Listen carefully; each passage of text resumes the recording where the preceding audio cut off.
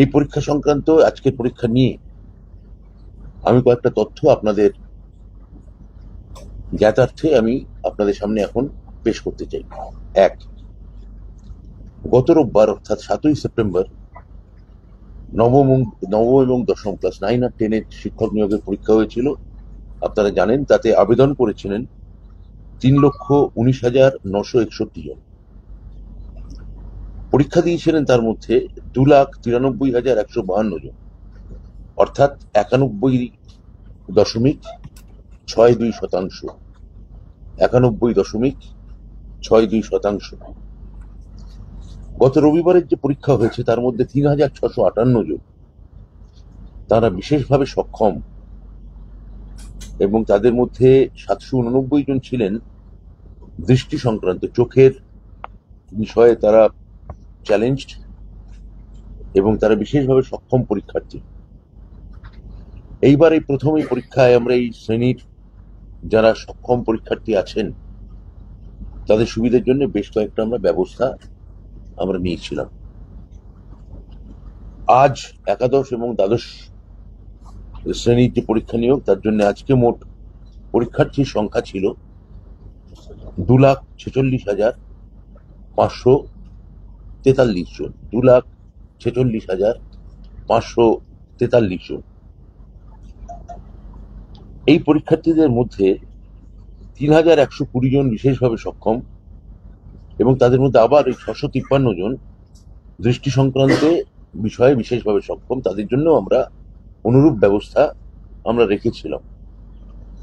আজকের দিনে এখন অব্দি কতক্ষণ হলো পরীক্ষা শেষ হয়েছে? 1টায়, আর 2টো হচ্ছে। হ্যাঁ, মানে আধ ঘন্টা 35 মিনিট হলো পরীক্ষা শেষ হয়েছে। তার মধ্যে এখনো পর্যন্ত পাওয়া তথ্যের ভিত্তিতে পরীক্ষার্থী হুবহু সংখ্যা আমি বলতে পারবো না, কিন্তু আমি আপনাকে শতাংশ বলতে পারি আপনাদের। সেটা হচ্ছে 93% পরীক্ষা দিয়েছে। সংখ্যাটা যদি পান শুভ্রবাবু আমাকে একটু জানানো। দুই পরীক্ষা মিলিয়ে তার মানে মোট 5,66,000 জন আবেদনকারী তারা 7ই সেপ্টেম্বর এবং 14ই সেপ্টেম্বর মানে আজকে পরীক্ষা দিলেন। গত 7 তারিখে বাইরের রাজ্য থেকে এসছেন, এই তথ্যটা আপনাদের জন্য খুব দরকারি।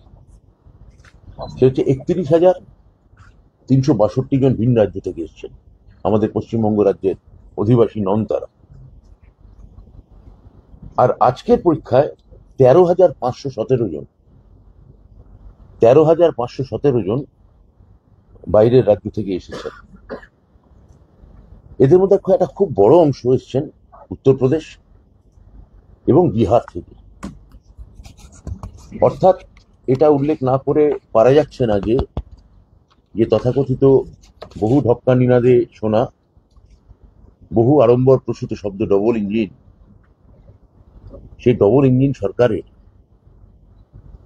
তাদের সাফল্য বা ব্যর্থতার খতিয়ান আসলে কত, এই তথ্য থেকে আপনারা তার একটা হিসেব আন্দাজ আপনারা পাবেন।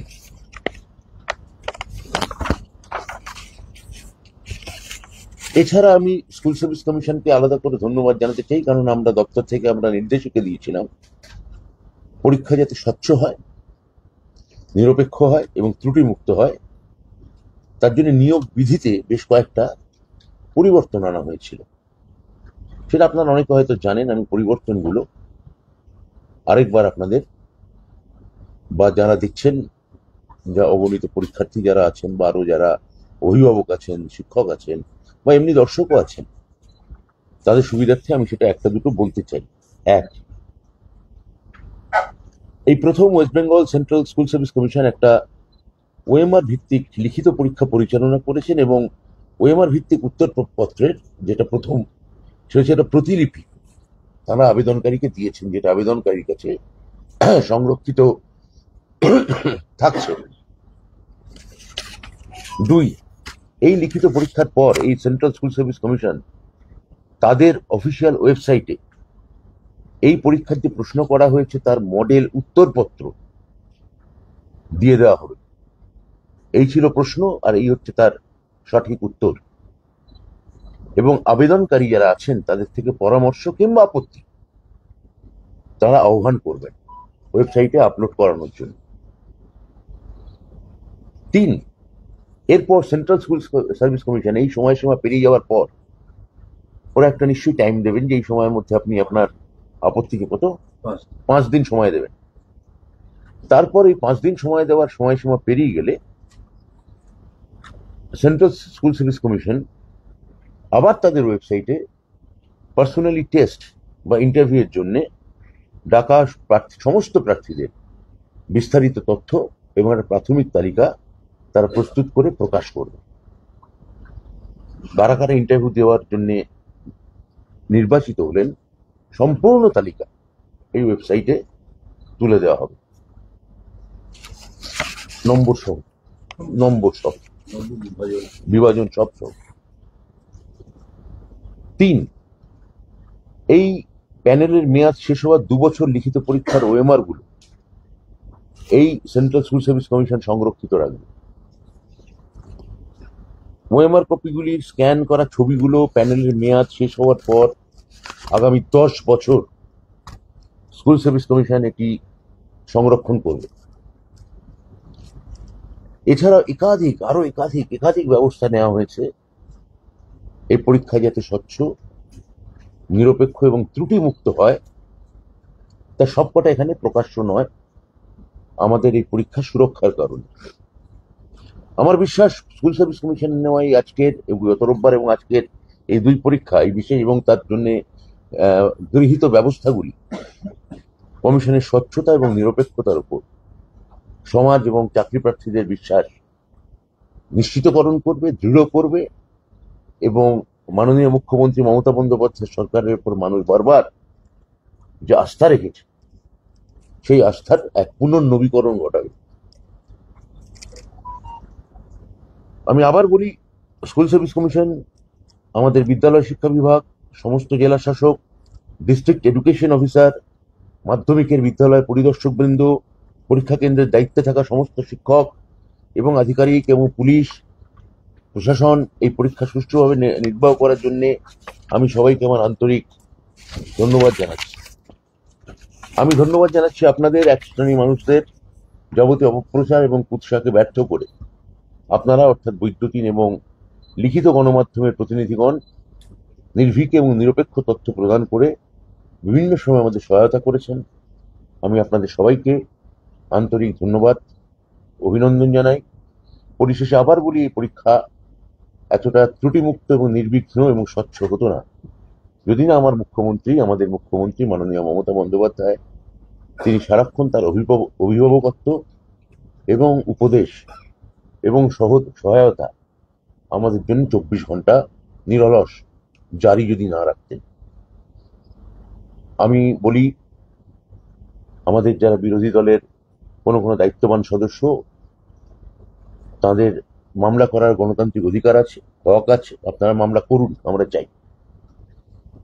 এবং আমি এও বলি যে এই পরীক্ষা এতটাই নির্ভুল হয়েছে, এটা আপনারা মনে রাখবেন, নিশ্চয়ই মামলা করবেন, কিন্তু মনে রাখবেন যারা পরীক্ষা দিলেন, যারা এই পরীক্ষার জন্য অনেকে তাকিয়ে আছেন, তারা আপনাদের রাজ্যের, আপনার রাজ্যের তারা বাসিন্দা, অধিবাসী এবং আমাদেরই ছেলে মেয়ে।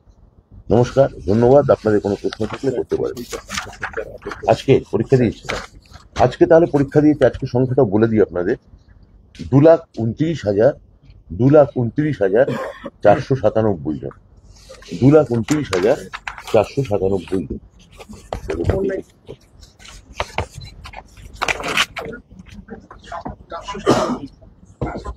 2,29,497 জন।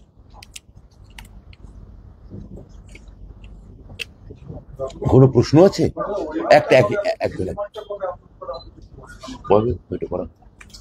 ওএমআর যেটা মাননীয় মন্ত্রী বলেছেন, অ্যান্সার কি এর ব্যাপারটা, মডেল অ্যান্সারটা প্রাথমিকভাবে আপলোড করা, তারপরে কবে সেটা আমরা নবম দশম আমরা পরশু দিন করবো, মঙ্গলবার। আর 11-12টা করতে আর একটু দেরি লাগবে, 20 তারিখ হয়তো হয়ে যাবে। 20 তারিখের মধ্যে পুরো প্রসেস এটা সম্পন্ন হবে। আপনি যে প্রশ্নটা করলেন তার 5 দিন চালু থাকবে, আপলোড করার 5 দিন চালু থাকবে। 16 তারিখ হলে 21 তারিখ অবধি এটা কি ধরনের চ্যালেঞ্জ? প্রশ্ন ভুল ছিল এরকম? প্রশ্ন ভুল, উত্তরগুলো মিলছে না, বা যেটা অ্যান্সারটা আপলোড করা হয়েছে সেটা নয়, এ হবে না বি হবে, এই ধরনের চ্যালেঞ্জ। ইন্টারভিউ সিস্টেমের মাধ্যমে না, তারপরে আমরা আবার ফাইনাল অ্যান্সার কিটা আমাদের রুলে যা আছে, বিধিতে যা আছে, ফাইনাল অ্যান্সার কিটা আপলোড করব প্রফেসর গোত্রের কাউকে, মানে বা একাধিক সদস্যকে নিয়ে একটা টিম করে আমরা সেটা আপলোড করব, তারপরে আমাদের ইভ্যালুয়েশন। ব্যাস, আর কোনো প্রশ্ন? মানে এই লিস্ট বেরোতে কত টাইম, মানে তাও আমাদের তো একটা নির্দিষ্ট, টাইম বেঁধে দেওয়া আছে। আমাদের তো অনারেবল সুপ্রিম কোর্টের নির্দেশ অনুসারে একটা তো সময়সীমা আছে 31শে ডিসেম্বর, তার জন্য আমরা বলেছি যে নভেম্বর মাস থেকে ইন্টারভিউ শুরু এবং ইন্টারভিউ প্রক্রিয়া চালু থাকবে, এটা আমরা হলফনামা দিয়ে শীর্ষ আদালতে জানিয়েছি। তা আমরা সেই সময়সীমা মেনে কাজ করবার চেষ্টা করব। নভেম্বর থেকে তাহলে